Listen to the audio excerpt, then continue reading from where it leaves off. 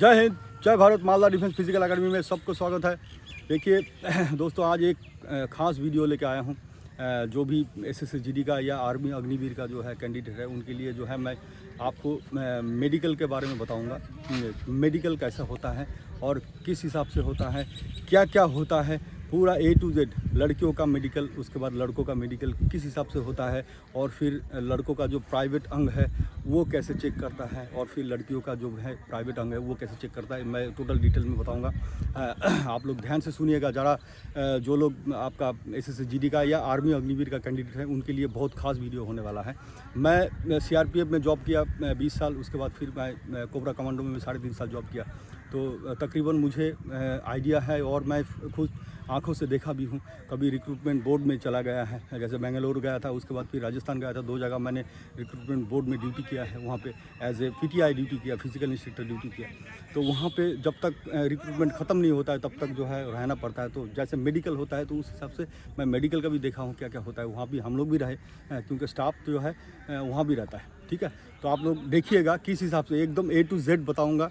तो मैं पहले से शुरू करता हूँ कि मतलब शुरुआत कहाँ से होता है। एकदम मैं ऊपर से शुरू करता हूँ। ठीक है, आप आ जाओ बाबू, आगे आ जाओ। क्लोज दिखा। ठीक है, मैं यहाँ से शुरू करता हूँ और फिर नीचे तक जाऊँगा। क्या क्या आपका चेक होता है और कैसे कैसे चेक होता है, कहाँ पे जो है आपको रिजेक्शन होता है। देखिए, रिजेक्शन 2 टाइप का होता है। क्या क्या, जैसे एक परमानेंट रिजेक्शन होता है, एक टेम्पोररी होता है। टेम्पोररी में क्या आजकल देखा गया है, टेम्पोररी में वही 7-8 दिन समय लगता है। GD का मेडिकल में या आर्मी का मेडिकल में कम से कम 7 दिन समय लगता है। और मेडिकल से पहले आपका डॉक्यूमेंटेशन भी होता है, विथ डॉक्यूमेंटेशन प्लस मेडिकल। ये जो है आपका 7 दिन समय लग जाता है। तो 7 दिन समय में अगर आपको टेम्पोररी जैसे आपका रिजेक्शन करता है, तो उसी 7 दिन के अंदर आपको टेम्पोररी जो आपका रिजेक्शन है वो क्लियर करना पड़ेगा। बाकी परमानेंट रिजेक्शन वो आपको 1 महीना, 15 दिन, 20 दिन, 25 दिन, जैसे डॉक्टर साहब जैसे है उस हिसाब से आपको टाइम देता है, और उसी टाइम के अंदर आपको क्लियर करना होता है। उसमें अगर कोई जैसे मेजर कोई प्रॉब्लम है तो उसमें क्लियर नहीं होता है, मेडिकल से भी कोई फ़ायदा नहीं होता है। और नॉर्मली जो आपका रिजेक्शन का जहाँ से होता है वो मैं बताऊँगा, और परमानेंट जो रिजेक्शन होता है वो क्या क्या होता है वो मैं बताऊँगा आपको। ठीक है, आप देखते रहेंगे। सबसे पहले जो है देखिए, यहाँ पे हम लोग का अंग क्या क्या होता है। कान होता है, उसके बाद आँख, उसके बाद नाक, उसके बाद मुंह। यही चीज़ें मुंह के अंदर आपका दांत जो होता है, दांत के अंदर सबसे पहले आपका जो है कान चेक होगा। कान के अंदर क्या क्या होता है, जैसे कान का एक मशीन होता है, इतना छोटा सा पेन टाइप का होता है, उसमें देखता है। कान में सिर्फ 2 ही जगह पे आपको मेडिकल करता है। जैसे कान का पर्दा है, तो कान का पर्दा आपको फटा नहीं होना चाहिए। कान का पर्दा जो फटा रहता है, फट जाता है। या तो जैसे कोई पानी वानी घुस गया, पानी घुसने के बाद क्या वो कान के भीतर सड़ जाता है, वो सड़ने के बाद वो पर्दा ख़राब हो जाता है। ठीक है, अगर आप लोग जैसे तालाब में, नदी में नहाते हो, या कहीं पानी के अंदर आप उछल कूद करते हो, तो उसमें बहुत खतरा रहता है कान में पानी जाने का। अगर पानी चला गया तो उसमें निकालने का तुरंत कोशिश करना। ठीक है, अगर 1-2 दिन पानी जम गया कान के अंदर, तो कान के अंदर जो है वो पक जाएगा, और उसके अंदर से पस निकलना शुरू हो जाएगा, और फिर आपका पर्दा ख़राब हो जाएगा। ठीक है, एक ये हुआ। अगर आपका पर्दा फटा हुआ है तो आप जो है परमानेंट रिजेक्शन हो जाओगे। ठीक है, ये है परमानेंट रिजेक्शन। उसके बाद जैसे फिर कान के अंदर क्या होता है, मैल जमा हुआ है। ठीक है, अगर मैल रहेगा तो वो भी आपको जो है लाइट लगा के और फिर मशीन से आपको चेक करेगा। कान के अंदर अगर मैल है तो आप जो है मेडिकल से पहले जैसे आपका मेडिकल का डेट हो गया, तो उससे पहले जो है आप क्या करिएगा, आप किसी डॉक्टर के पास जाके उसको साफ़ सफाई कर लीजिएगा। ठीक है, तो इसमें जो है यही 2 चीज़ चेक होता है। जैसे कान के अंदर कान का पर्दा फटा नहीं होना चाहिए, उसके बाद कान के अंदर कोई मैल या गंदा चीज़ नहीं होना चाहिए। ठीक है, ये दोनों चीज़ चेक होता है। उसके बाद फिर आपका जो है आँख का जो है सबसे तगड़ा जो है मेडिकल होता है आँख का। ठीक है, आँख में क्या होता है, सबसे पहले जो है विज़न चेक होता है। ठीक है, विज़न में एक क्लोज विज़न होता है, एक डिस्टेंस विज़न होता है। क्लोज विज़न आपका जो है 25 सेंटीमीटर दूर से, यानी कि आँख से 25 सेंटीमीटर दूर इतना ही होता है। इतने में जो है आपको कोई पेपर दे देगा, या कोई पढ़ने वाला कोई किताब दे देगा, और फिर आपको उसको पढ़ना है। ठीक है, उसको पढ़ के पूरा बताना है। ये जो है क्लोज विज़न चेक होता है इससे। और फिर डिस्टेंस विज़न जो है आपका 5 मीटर दूर से जो है आपका वो नंबरिंग होता है, या वर्ड्स रहता है उसमें, छोटा बड़ा। जो सबसे नीचे होता है वो जो है 6x6 होता है। ठीक है, सबसे नीचे जो छोटा छोटा वर्ड रहता है वो 6/6 है, उसके ऊपर जो लाइन रहता है वो 6/9 है, उसके ऊपर 6/12 है। अगर आप जीडी में या आर्मी में आप मेडिकल करने के लिए जाते हो तो आपको सबसे पहले वाला जो लाइन है वो आपको पढ़ के बताना है, और क्या क्या नंबरिंग है या वर्ड्स है वो आपको बताना है। अगर उसने आप वो जगह पे आपने जो है क्लियर बता दिया तो आपको जो है फेल नहीं कर सकता हो, ठीक है। ये जो है आंखों का क्लोज विज़न और नियर विज़न का होगा। उसके बाद फिर आपका जो है ब्लाइंडनेस। ब्लाइंडनेस का मतलब है जो कलर ब्लाइंड, कलर समझ में नहीं आता है, ठीक है। कलर जो है समझ में नहीं आता है। मान लीजिए कि येलो है तो आपको समझ में ही नहीं आएगा येलो है या ग्रीन है। जो ब्लाइंडनेस होता है, कलर ब्लाइंड होता है, उसको समझ में नहीं आता, उसको दिखता नहीं है, ठीक है। कलर ब्लाइंडनेस का किताब होता है, तो किताब जो है उसमें किताब देख के आपको पढ़ना है, उसमें वर्ड रहता है या नंबरिंग रहता है तो उसमें आपको बताना है। उसके बाद फिर घुमाव भी रहता है, ऐसे घुमाना हाथ से या पेन से उसको घुमाना पड़ता है, कहाँ कहाँ से लाइन गया है तो उस हिसाब से आपको देखना पड़ता है और बताना पड़ता है। ये है क्या आपका कलर ब्लाइंडनेस। कलर ब्लाइंडनेस जिसको है वो जो है आप मान लीजिए कि ये क्या है कि ये जेनेटिक प्रॉब्लम भी होता है। अगर मान लीजिए कि आपका जो पूरा पहले का ख़ानदान है उसके अंदर अगर किसी को कलर ब्लाइंडनेस है तो आपको भी हो सकता है, ये नहीं कि हो ही जाएगा, हो भी सकता है। तो ये जेनेटिक प्रॉब्लम होता है। बाकी आजकल मोबाइल का ज़माना है तो मोबाइल में बहुत ज़्यादा यूज़ अगर होता है, मोबाइल में को पूरा दिन अगर यूज़ करते हो तो उसमें भी कलर ब्लाइंडनेस हो जाता है। बाकी आपको जो है आँख का जो है विज़न अगर ठीक ठाक से क्लियर करना है तो डाइट जो है आप गाजर लीजिए, पालक का सब्ज़ी लीजिए, ठीक पूरा कंटिन्यू लीजिए, उसमें भी आँख का रोशनी बढ़ता है। और फिर आप जो है सुबह सुबह पानी आँख में ठंडा पानी धीरे धीरे आप छिड़काते रहिए तो उसमें भी क्लियर होता है, ठीक है। और फिर कुछ आँख का एक्सरसाइज है वो भी करने से जो है क्लियर होता है, ठीक है। तो ये हुआ आपका कलर का। उसके बाद फिर आपका जो है रेटिना, जो ये बिंदी है, देखिए क्लोज दिखाओ, ये जो रेटिना है, रेटिना ये रेटिना आपका दोनों तरफ, ठीक है, या चारों तरफ है, चारों तरफ ठीक ठाक से घूमता कि नहीं है। आँख बड़ा करके जो है इस हिसाब से घुमाना पड़ता है। मैं इसको बताऊंगा, देखिए आप लोग क्लोज क्लोज दिखाओ। आपको एक नुकीला चीज़ ले लेगा, पेन, ठीक है, ये चाबी है, मेरे पास है नहीं अभी पेन, तो मैं बताऊंगा इसको। आप यहाँ ऊपर की तरफ देखना, आँख थोड़ा सा बड़ा करना, ऊपर की तरफ देखना, ठीक है। और क्या, गर्दन को नहीं घुमाना, सिर्फ देखो मेरी तरफ देखो, ये आँख को घुमाना है, ठीक है। आँख को घुमाना है कैसे, आँख बड़ा करके जिधर ये ऊपर वाला हिस्से को देखो, ठीक से देखो।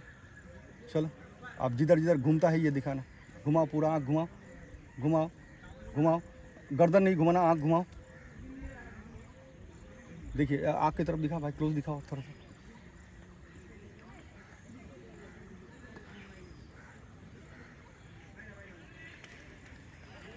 अभी देखो पूरा घुमाता हूँ, दिखाओ पूरा आँख की तरफ दिखाओ, ठीक से दिखाओ, इधर घुमाओ।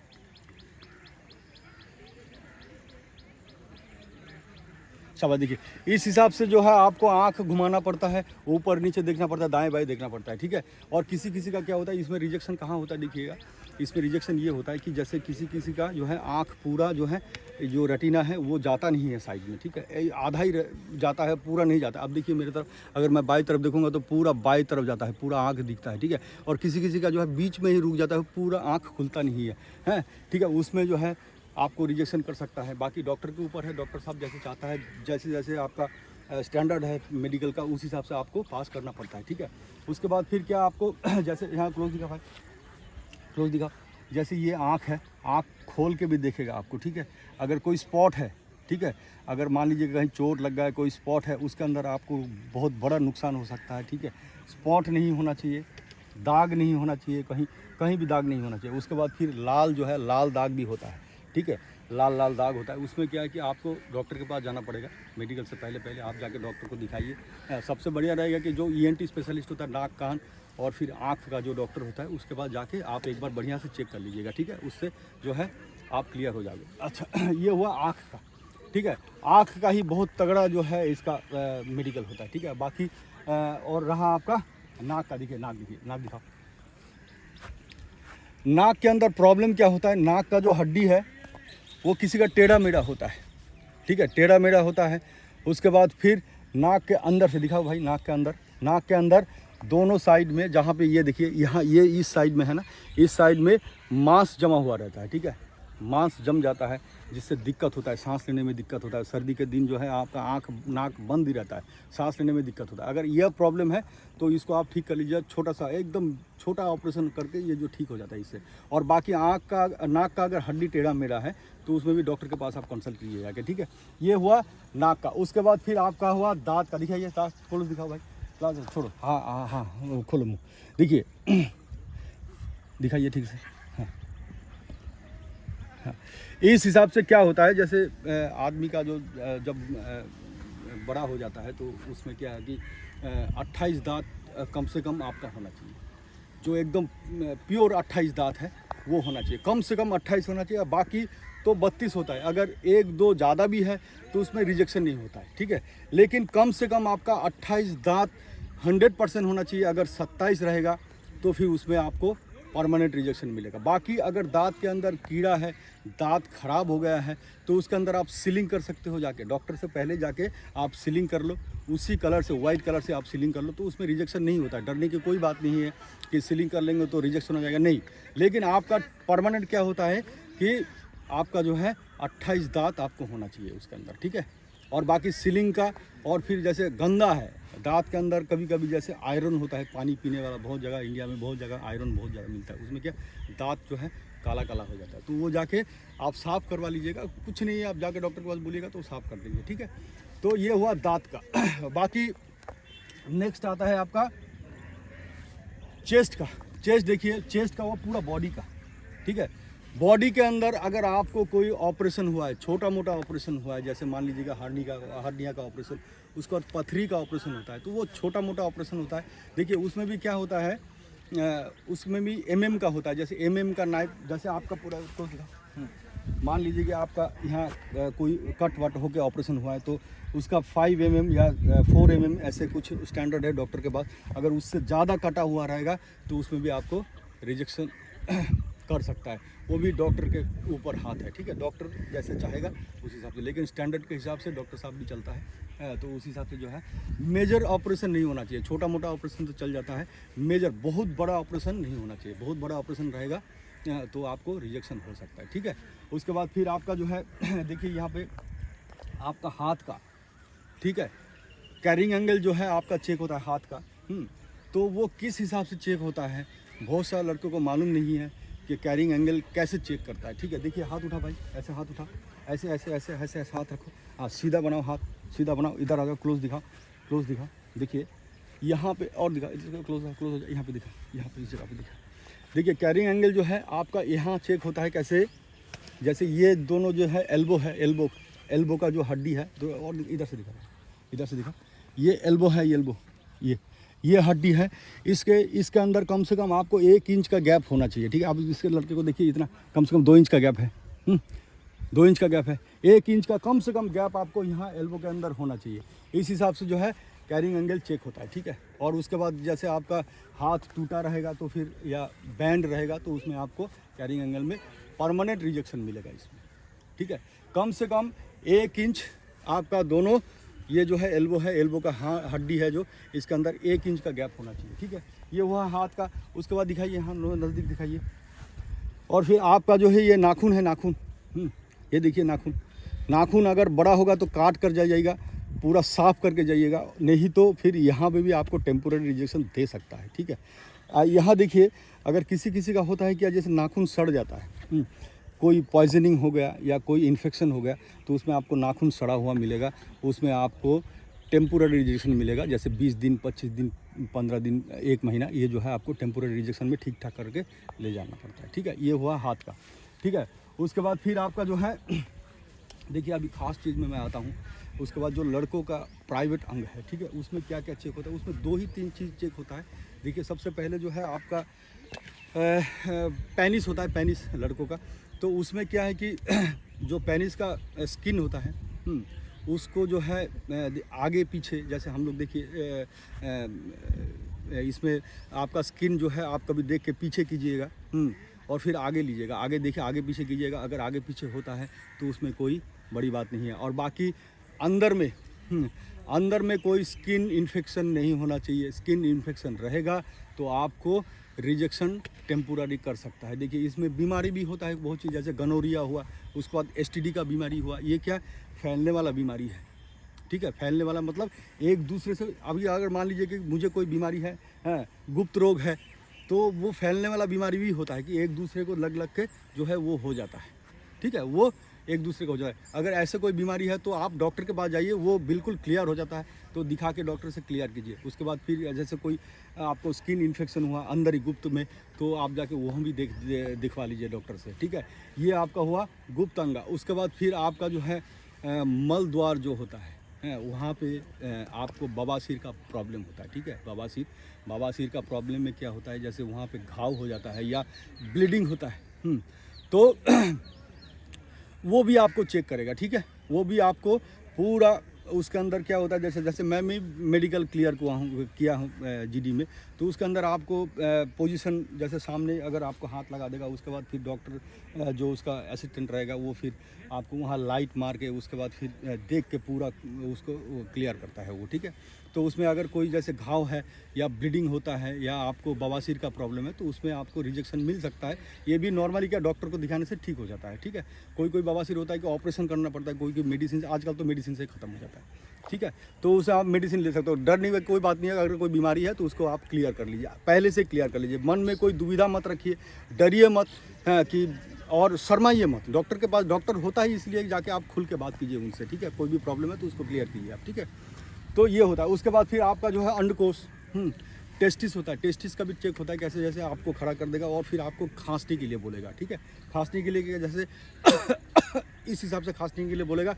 अगर आप ठीक से खांसीएगा तो आपका टेस्टिस जो है अप डाउन होता है, क्यों, वहाँ से भी जो है आपका प्रेशर पड़ता है। खांसीएगा तो आपका टेस्टिस अप डाउन होता है। अगर टेस्टिस अप डाउन हुआ तो आप जो है क्लियर कर जाओगे वहाँ पे, ठीक है। अगर टेस्टिस में कोई प्रॉब्लम है, अप डाउन नहीं होता है, तो फिर वहाँ आपको पूरा चेक करेगा और उसके बाद फिर आपको रीमेडिकल देगा, ठीक है। रीमेडिकल मतलब कोई प्रॉब्लम हो तो वो आप ठीक करते हैं। यहाँ टेम्पोररी रिजेक्शन होता है, ठीक है। उसके बाद फिर देखिए नेक्स्ट आपका जो है नीचे, इससे नीचे गया तो आपका क्या होगा, यहाँ पे देखिए, यहाँ ठीक से देखिए, यहाँ पे जो है आपका नौकनी का जूता खोलो, ऐसे खोल दो फटाफट खोल दो।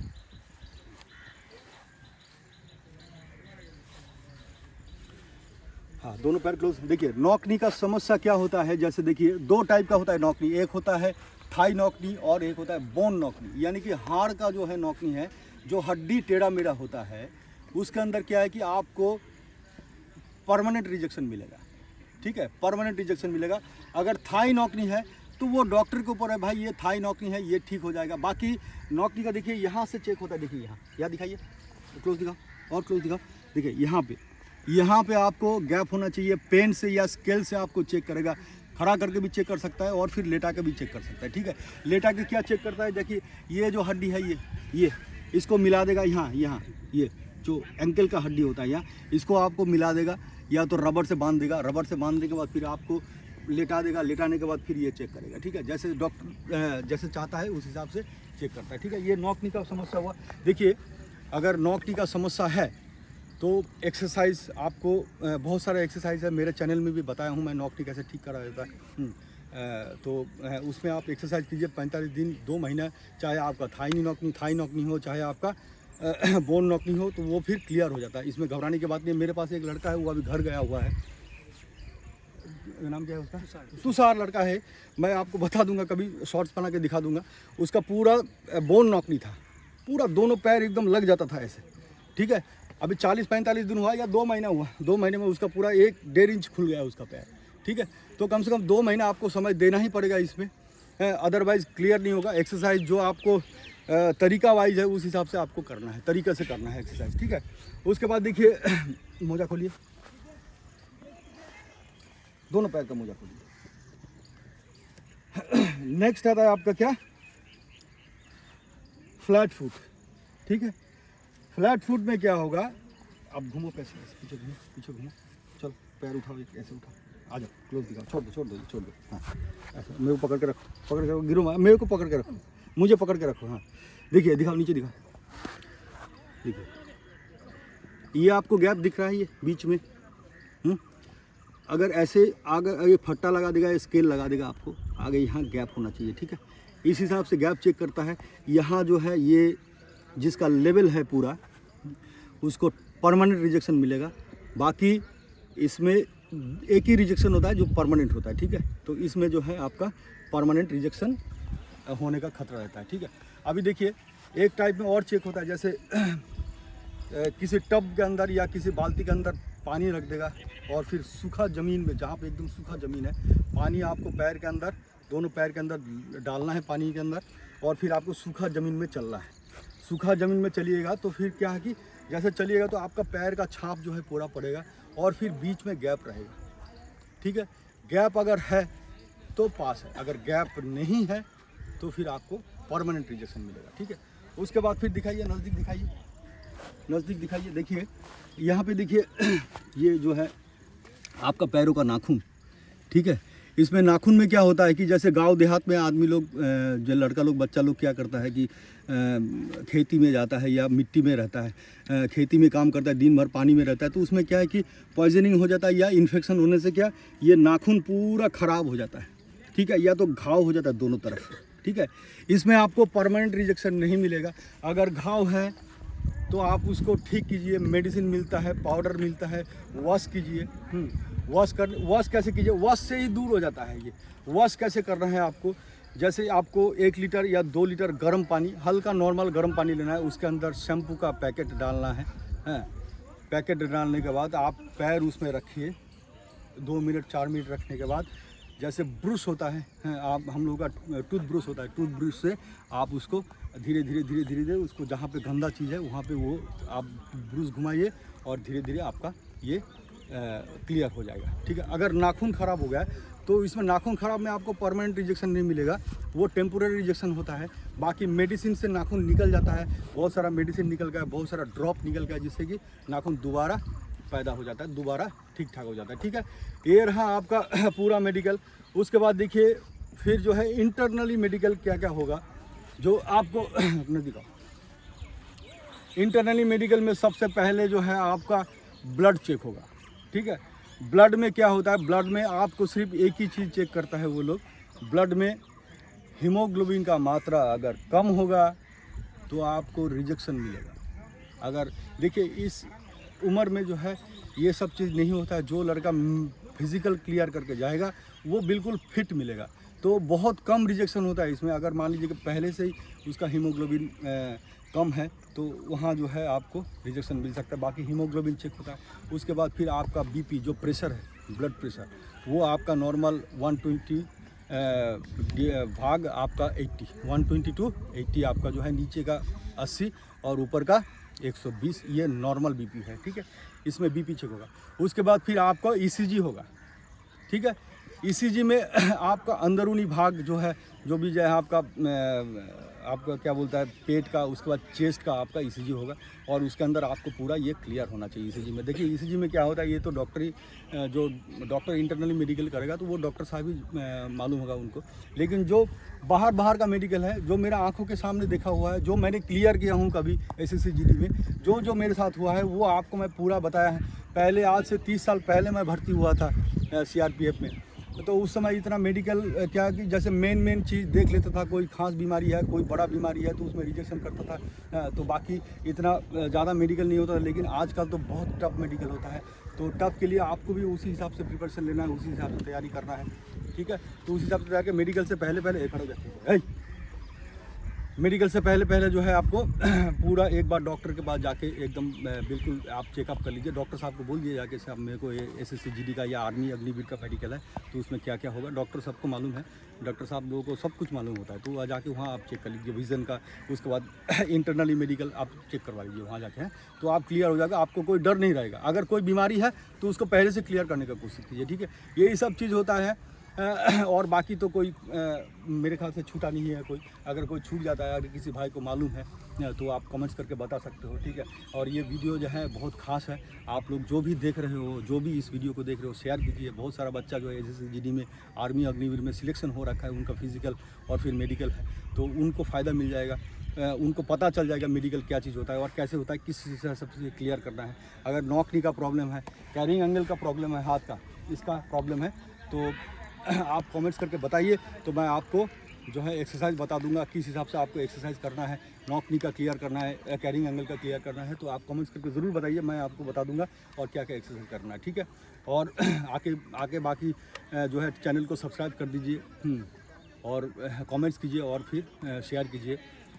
वीडियो अच्छा लगता है तो एक बार और आपको धन्यवाद करता हूँ, जो देखने वाला है, जो मेरे वीडियो में जिसको मदद मिलता है वो ज़रूर आप शेयर कीजिए, ठीक है। बाकी आप लोगों को पता चल गया क्या मेडिकल होता है, सब बता दे, सुन लिया ना। इसी हिसाब से मेडिकल होता है और कुछ नहीं होता, ठीक है, इतना ही होता है। अगर बाकी कोई छूट गया तो फिर आप वो डॉक्टर ही साहब करेगा। बाकी बाहर का जो मेडिकल, बाकी इंटरनल जितना मुझे मालूम है वो मैंने आप लोगों को बता दिया, ठीक है।